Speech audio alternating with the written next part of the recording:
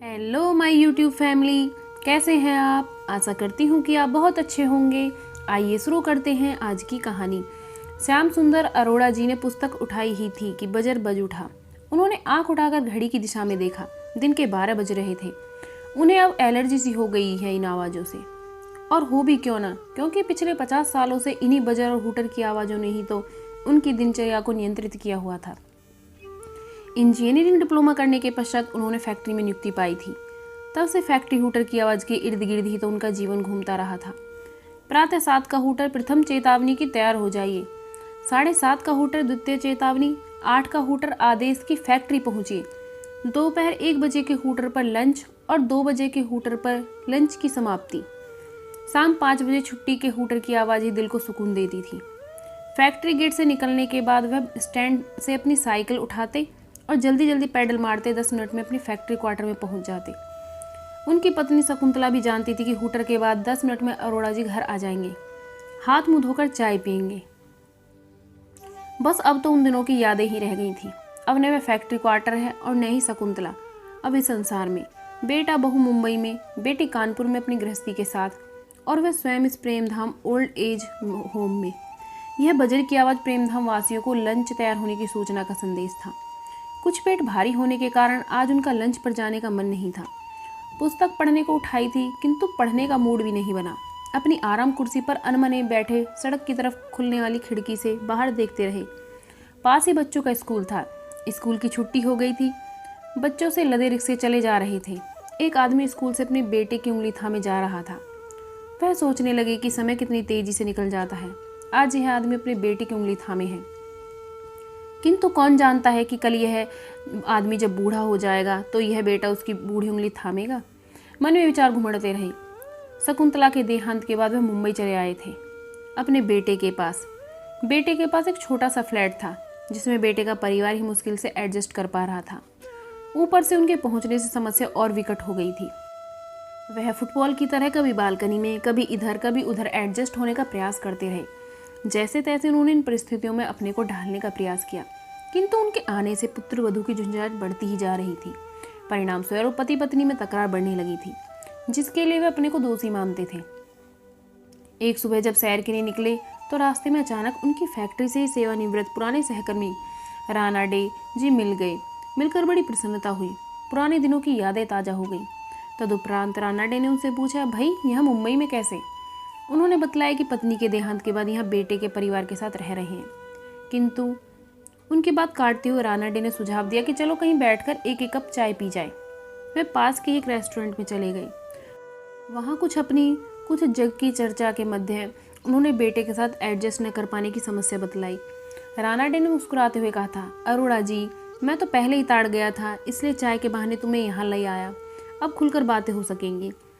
अरोड़ा जी ने बात संभालते हुए कहा, नहीं ऐसी कोई बात नहीं है, बेटा बहू तो मेरा सम्मान करते हैं, पर मकान इतना छोटा है। राणा डे ने बात काटते हुए कहा, अरोड़ा कुछ कहने की आवश्यकता नहीं, मैं सब समझता हूँ। फिर उसने चाय का प्याला रखते हुए कहा, अरोड़ा अगर चाहते हो कि तुम्हारा सम्मान बना रहे तो अपना कोई अलग ठिकाना ढूंढ लो। तजुर्बे की बात है कि बाप के पास कई बेटे तो रह सकते हैं, किंतु बेटों के पास एक बाप नहीं रह पाता। अरोड़ा जी ने लाचारी से कहा, पर जाऊँ तो जाऊँ कहाँ।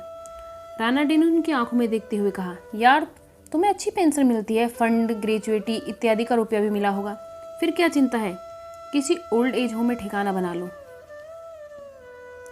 अरोड़ा जी ने आश्चर्यचकित होते हुए कहा, ओल्ड एज होम, क्या कह रहे हो।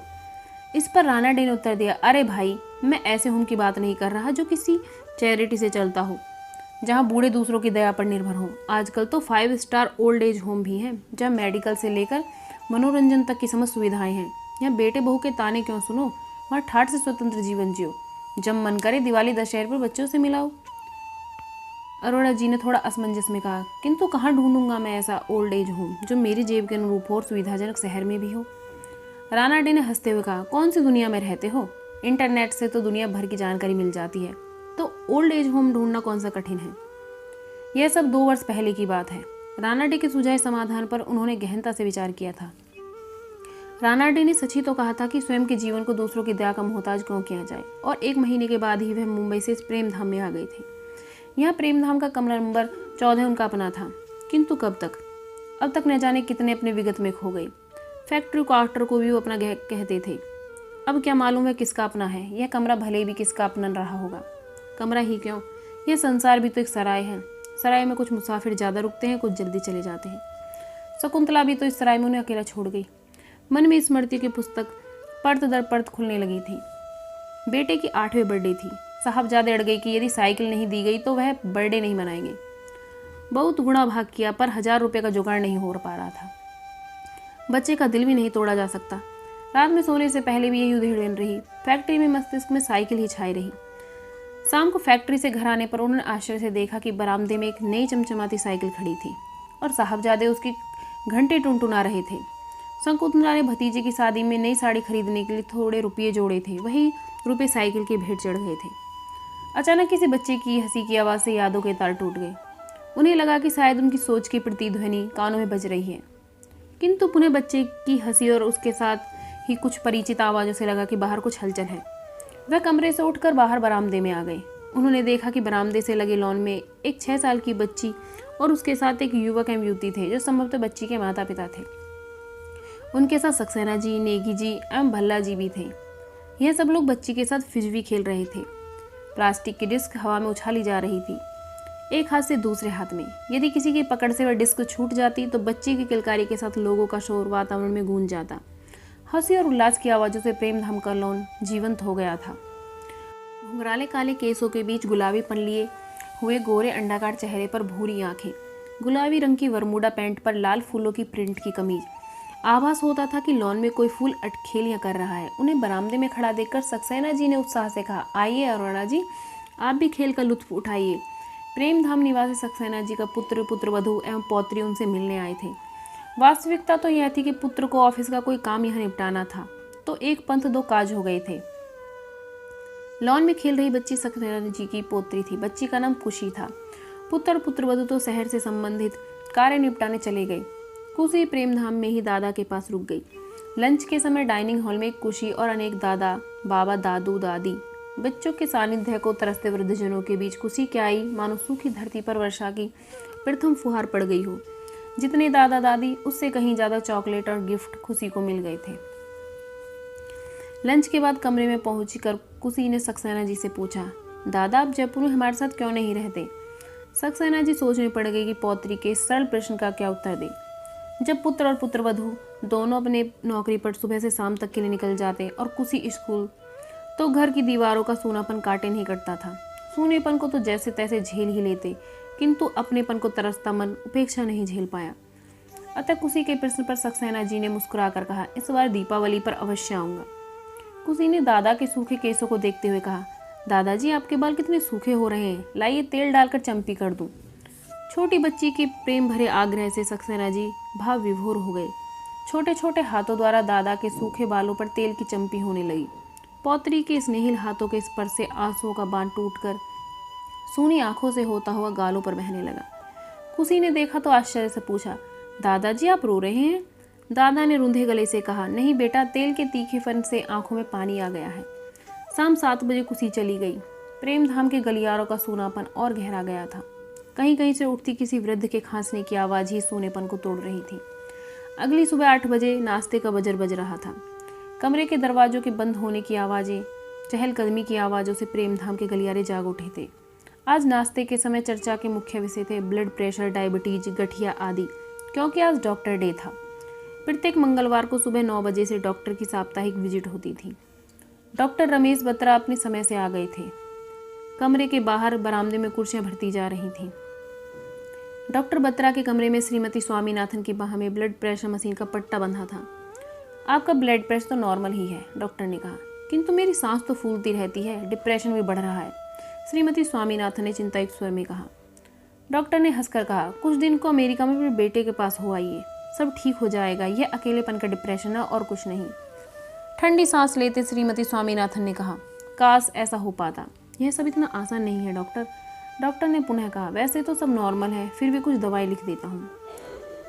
अचानक श्रीमती स्वामीनाथन ने पूछा, डॉक्टर आपके कितने बच्चे हैं? डॉक्टर ने उत्तर दिया, एक बेटी और एक बेटा। डॉक्टर, आप अपने बेटे के बड़े होने पर उसे विदेश कभी नहीं भेजिएगा। यह कहते हुए श्रीमती स्वामीनाथन कमरे से बाहर आ गई।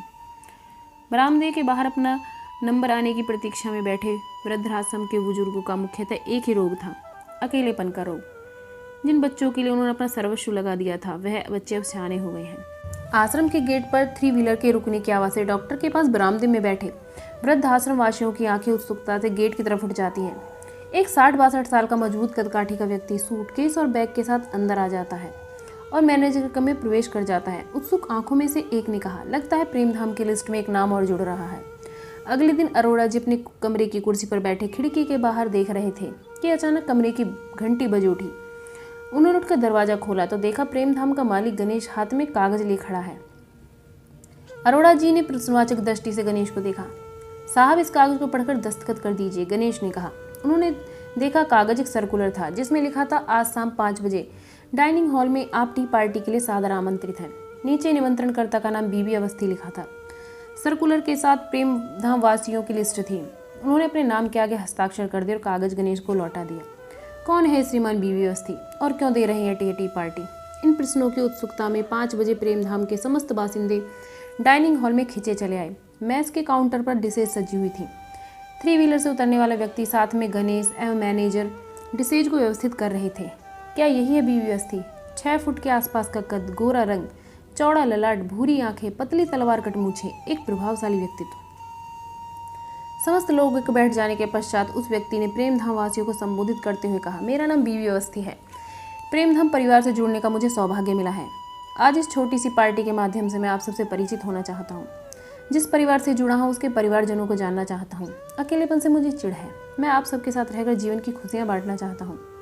किसने हमारे साथ क्या किया उसका रोना बेमानी है। जो वर्तमान है वही सत्य है और वही आनंद है।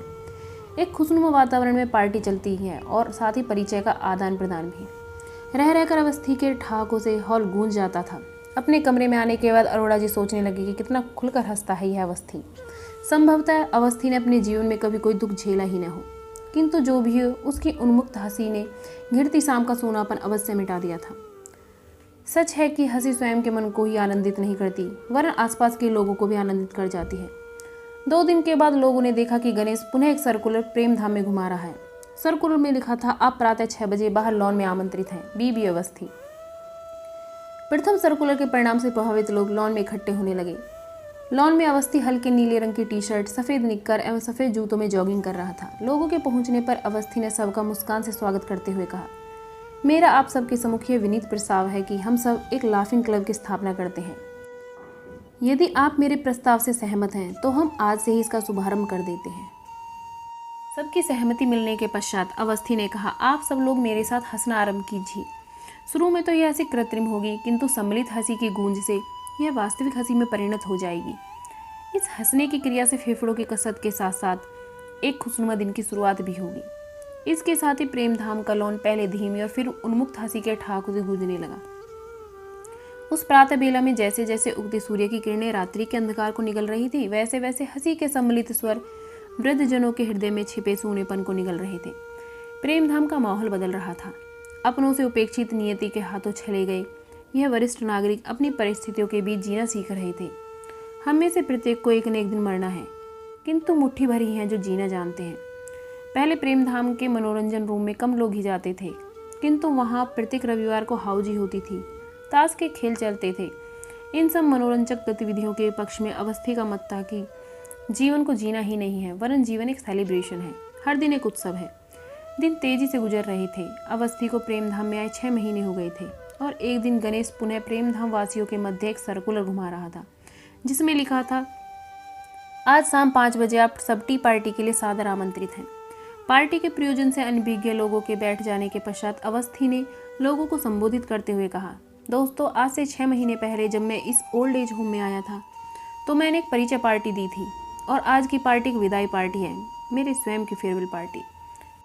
कल मैं इस होम से जा रहा हूँ। इन 6 महीनों में आप सबसे इतना जुड़ाव हो गया है कि यहाँ से जाने में अत्यंत दुख हो रहा है, किंतु मैं यहाँ जिस उद्देश्य से आया था वह पूरा हो गया है। अवस्थी के जाने की बात से हॉल में आश्चर्य मिश्रित सुगबुगाहट के स्वर गूंज उठे थे। अपनी बात चालू रखते हुए अवस्थी ने कहा, यह कटु सत्य है कि जीवन के संध्या काल में जो भी व्यक्ति किसी ओल्ड एज होम में रहने का निर्णय लेता है उसके पीछे कारण होता है उन अपनों की उपेक्षा जिनके लिए उसने अपना सर्वस्व लगा दिया होता है। इन होमों में कितनी भी सुविधाएं हो, किंतु उपेक्षा का दंश चुभता रहता है। और यह सच भी है कि हम परिस्थितियों को बदल नहीं सकते, किंतु स्वयं को और स्वयं की सोच को अवश्य बदल सकते हैं। मैं भिन्न भिन्न ओल्ड एज होमों में जाता हूँ, कुछ महीने वहाँ रहता हूँ और यह संदेश देता हूँ कि परिस्थितियों का रोना छोड़ हमें प्रसन्न रहने की आदत डालनी होगी। झुर्रियाँ हमारे चेहरे पर पड़ती हैं, किंतु उन्हें हृदय में मत पड़ने दो। अगली सुबह प्रेमधाम के फाटक से 3 व्हीलर की दूर होती आवाज़ के साथ लोगों को एहसास हुआ कि एक बार फिर उनका कोई अपना उनसे बिछुड़ गया है। फाटक पर एकत्रित लोग अपने अपने कमरों में जाने लगे थे, किंतु अरोड़ा जी मैनेजर के पास ही रुक गए थे। अरोड़ा जी ने मैनेजर से कहा, कितना जिंदा दिल इंसान था यह अवस्थी। मैनेजर ने फाटक के बाहर दूर जाती सड़क को ताकते हुए कहा, हाँ, आश्चर्य है कि सीने में इतने दर्द को छुपाए कोई कैसे इतना जिंदा दिल रह पाता है। अरोड़ा जी ने आश्चर्य से कहा, मैं कुछ समझा नहीं। मैनेजर ने उत्तर दिया, आज से 2 वर्ष पहले कार दुर्घटना में अवस्थी की पत्नी और पुत्र की मृत्यु हो गई थी। अवस्थी को भी बहुत चोटें आई थी। अस्पताल में 4 महीने मृत्यु से संघर्ष करते किसी तरह वह बच पाया था।